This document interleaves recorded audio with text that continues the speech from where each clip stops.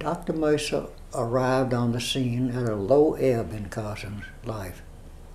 She was seriously depressed, and I thought suicidal. And suddenly, Dr. Mercer and her husband arrived, and Carson met them. And it was member of the wedding all over again. She attached herself to them as a couple. And one day she phoned me and she said, "You'll never guess what I did today." I said, "What did you do?" She said, "I laid bricks." Well, I said, "Tell me about it." And she said, "Well, Mary and her husband were building a little brick wall, and I helped them." Well, she was in his seventh heaven. And after the husband and Mary were separated, of course she transferred it all to Mary. All life revolved around Mary Mercer. Now, I've always said that we owed Florrie Alaska something because she handled Carson's affairs, which was a thankless job. But the person to whom we owed the last few years of Carson's life was Mary Mercer. She would have just died. Mary hadn't kept her alive. And it was as friend to friend rather than doctor. Because Mary, after a few sessions, realized that this was not someone that you analyzed in the first place. In the second place, Mary handled children. Well, you might argue that Carson was a grown-up child. That would be true. But it's just that she understood her so well. And then when Carson had a fire in her house, and Rita and I always suspected that she set the house on fire herself so that she could move up to Mary Mercer's, which she did for a month or two until they got her bedroom repaired. But I'm convinced of that. But as I was quoted by Virginia Carr saying that Mary Mercer was the only chic angel I ever met, or maybe I said chic saint. She was both. Very chic, very beautiful woman. Stylish to the nth degree. Everything that Carson was not, Mary was. Television. Yes. She seems Possibly, like she would be a very good... She may have played a revival somewhere. She was not in the Helen Hayes revival in Nye, but I know she played it on television. She was just born to play that role. Mm-hmm. And I've always thought that in her old age she should have played Amanda. Mm-hmm. But again, not because it would be typecasting, but simply because she could play anything. Where were you living when Carson died? West End Avenue at 84th. Okay. So you were still in... And she visited me there, very often. And she was staying with me. And I came home from the office one day, and she always insisted on staying in the little maid's room, not in one of the big bedrooms, because the little maid's room was right off the kitchen, so she could watch what was going on, not miss anything. And I came in and I said, "Carson, weren't you thrilled that Albert Camus was given the Nobel Award?" She said, "No, it should not have been given to him." I said, "Well, don't you think he's a great novelist?" "Oh, yes, he's a great novelist, but he's a young man. There will be plenty of time for him to be given the Nobel Prize." Well, she was wrong about that. I said, "Well, who do you think should have gotten it?" And she said, "Isak Dinesen." Well, that was an author that we had never discussed, because I learned early in life you don't talk to one soprano about another. So we didn't talk about Eudora or Catherine Ann Porter or Isak Dinesen. And I said, "Well, I'm so glad to hear you say that, because she's one of my favorite writers." The ice was broken then. Well, about half an hour later, she said, "Boots, can you really read those old tales?" And I said, "Carson, you just got through saying that she ought to have been given the Nobel Award." He said, "Yes, but only for Out of Africa, not for those tales." But this was an about face, because when the second set of tales, not Seven Gothic, but the one that followed that, came out, Carson reviewed it for the Nation or the New Republic. I think it was the Nation. And I didn't remind her that in the review she said, if this collection does not have quite the same effect on the reader that Seven Gothic Tales did, it's simply because that is an experience that happens only once in a lifetime. So she had not always disliked those tales. But you can see that they're not exactly her cup of tea.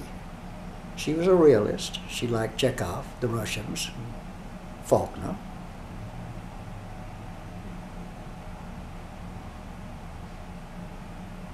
You have to talk about the dinner party night. Well, she phoned me at the office and said, Boots, I want you to come to dinner, lunch rather, next Friday.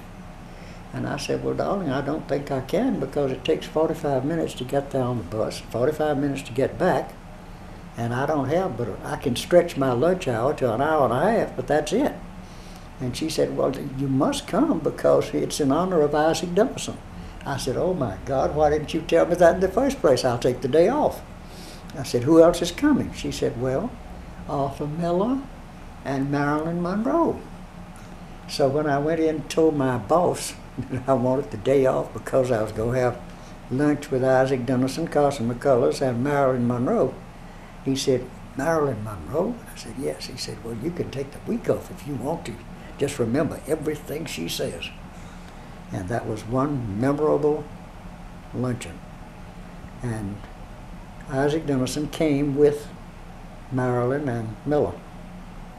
And they were about 35 minutes late. And you could see that the Baroness was not pleased about that because punctuality meant a great deal to her. But as we were to find out later, Marilyn Monroe was compulsively late everywhere she went. And I thought it was because she had to be sewn into that black dress. I used to say that jokingly until I read a book recently that she was sewn into that black velvet dress. There was no zipper and no eye hooks, I could tell that. They got it on her and then sewed it. Well, she looked like $1 million. I won't say that she was beautiful, but one of the prettiest women I ever saw. And she and Lola Brigida had the two most extraordinary figures I ever saw walking around. I never saw Sophia Loren. But she had a friend who was a cinematographer named Sam Shaw. He did the cinematography for Alexander the Great movie with Burton. He knew all these people. And he came to me one day and he said, I understand from Paul Bigelow that you have a great collection of photographs of Eleonora Duse. I said, yes, indeed. Some very rare ones that I bought in Italy. He said, would you lend them to me to copy for Marilyn Monroe? Well, I did a double take because the idea of Marilyn Monroe, even knowing who Duse was too much for me.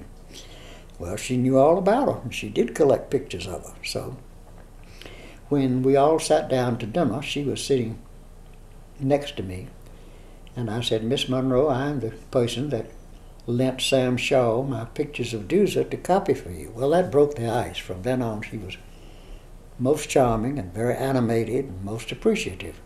She was absolutely delightful. Of course, everyone had to take a second fiddle to Isak Dinesen, who talked nonstop. And at dinner, Isak Dinesen told a story that was later to become one of her most famous stories, but at this time it had not been published. It was about the first lion that she killed in Kenya and sent the lion skin to the King of Denmark. And he wrote a letter, and that letter was believed by the natives to have magic properties. Every time there was a woman who was having a difficult birth, they would run and get that letter and she would hold it and the pain would disappear.